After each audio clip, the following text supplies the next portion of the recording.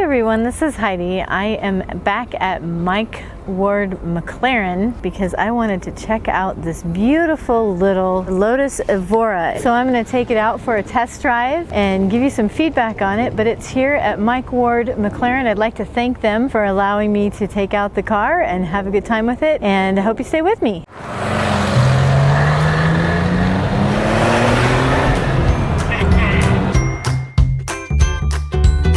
The 2014 Lotus Evora S. Production for the Lotus Evora S, S standing for supercharged, was first released in 2010, which was a more powerful model than the base Evora already in production since 2008. Its Toyota source engine is a transverse mid-engine 3.5-liter V6 engine which makes 345 horsepower and 295 pound-feet of torque. That's 257 kilowatts and 400 newton meters at 4,500 RPM. It goes from 0 to 60 in 4.4 seconds.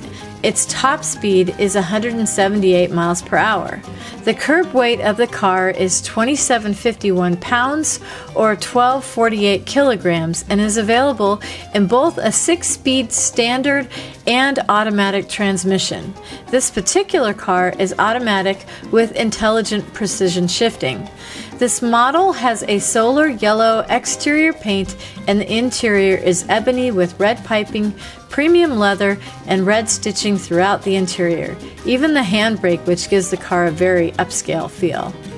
The car comes equipped with built-in cruise control easily accessible on the steering wheel. The car gets 23 to 28 miles per gallon. The trunk space is limited in size, which really only allows for an emergency toolkit and a few extra items. But the back seat allows for extra luggage and storage, which is more than enough for a weekend getaway. The Evora S 2x2 was originally priced at close to $80,000 US, and this particular model is now available for $53,900 US. I have definitely ridden in a Elise a bunch, so this car is significantly different than the Lotus Elise. The Lotus Elise is very track ready. This one's a little bit more creature comforty. Seems a little roomier. I was expecting this car to be a manual transmission. It is not. It's got paddle shifters on it, but it is an automatic. I've just got it in drive right now. I want you to notice I have my driver's gloves on. I bought them just for you guys. If you don't want attention, then this is not the car for you, because this car, like if you are an introvert or you don't like to talk to other people, this is not the car for you. This is a car that people will wonder what it is. They'll ask you questions about it. You'll be sitting at a stoplight in the summer and people will ask you about it. It is super fun to drive. I can tell you that already, and I've only been driving it for probably less than a mile. It's pretty responsive. I'm really enjoying the V6 engine. It does definitely pick up. I'm doing well in traffic. Now with smaller cars, I always like to make sure that I'm not in people's blind spots. You know, people told me that the visibility in this car isn't so great. I was expecting it to be a little bit worse than it actually is. The mirrors are nice and large, so that if you have your mirrors appropriately placed, you should be able to rely on the mirrors. Sport mode on. I don't think there's anybody in front of me or behind me, so that should be fun. Let's gun it.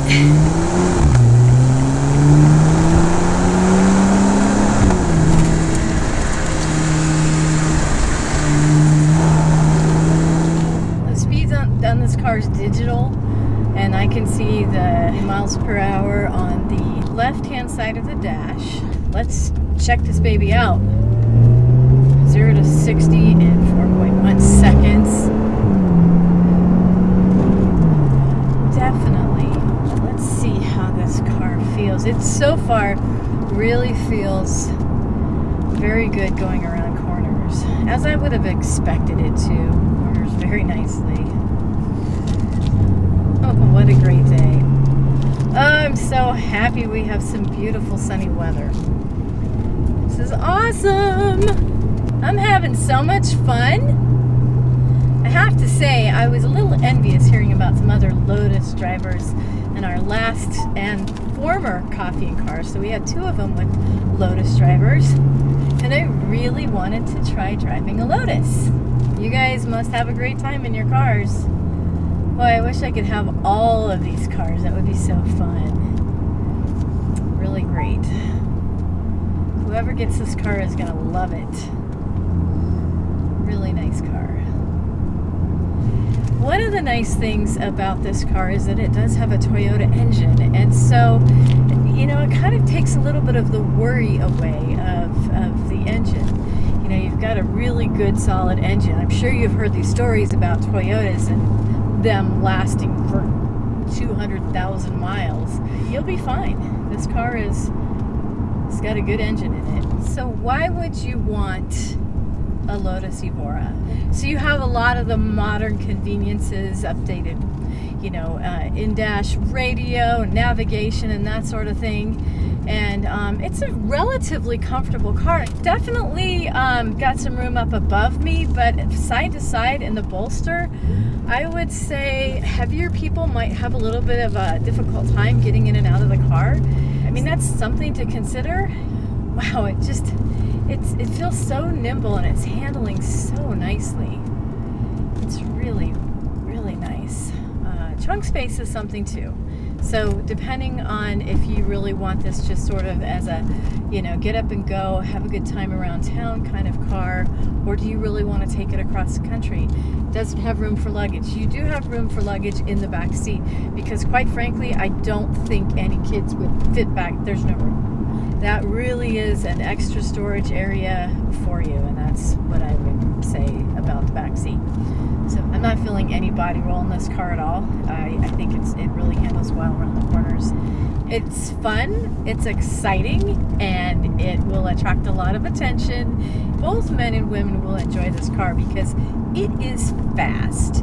It is super fast. And I'm driving a yellow car, which doesn't make it any more feminine or masculine. It's just a hot looking car, and you will love this car if you come drive it.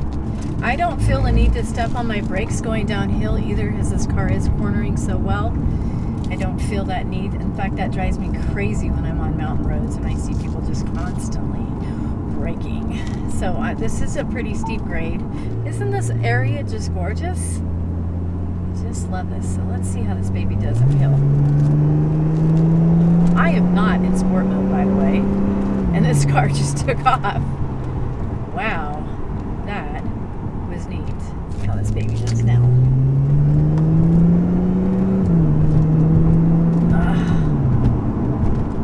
Oh, this car is so fun.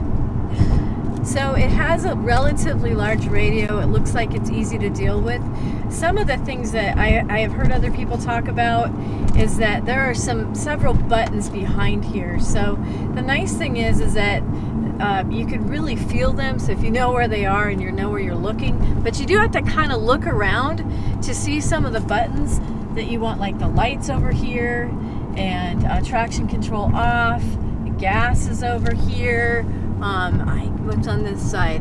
So you do have to kind of turn around and look at this, and I think that's one of the complaints about these buttons, is that you have to literally move around the steering wheel to be able to see them. That is a little bit of an inconvenience, but once again, this car handles so nicely, I would definitely not let that stop you. Turning radius, not so great. It's a little bit different. It's funny to put a car in reverse with a button. Has nice backup sensors on it. I'm still in sport. The car actually kind of took off without me. I was sitting here talking about it, and I stepped on the gas, and boom, it went. Well, once again, I want to give Mike Ward Automotive a big shout out for allowing me to drive the Lotus Evora, the 2014, and it was super fun, and I just want to say thank you. And if you live in the Denver metro area or in Colorado, or if you want to make the trip up here, these guys will treat you right. I have bought a car from this dealership, and they really know how to treat you when you're doing a sale. If you enjoyed this video, please give it a thumbs up. Consider subscribing if if you haven't, and a special thank you for our Patreon supporters. And until next time, safe travels. Bye.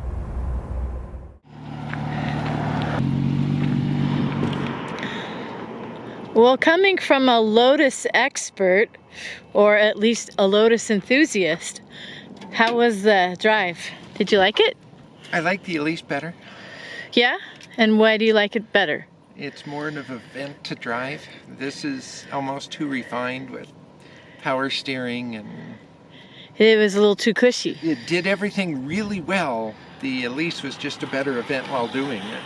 It's good. It's good to know. So it's not your cup of tea. If I had to choose between the two, I'd take the Elise. You take the Elise? Yes. Okay. Good to know. But I think for the average American market, they'd take this. Because it's a nice drive. It's a very nice drive. Yeah.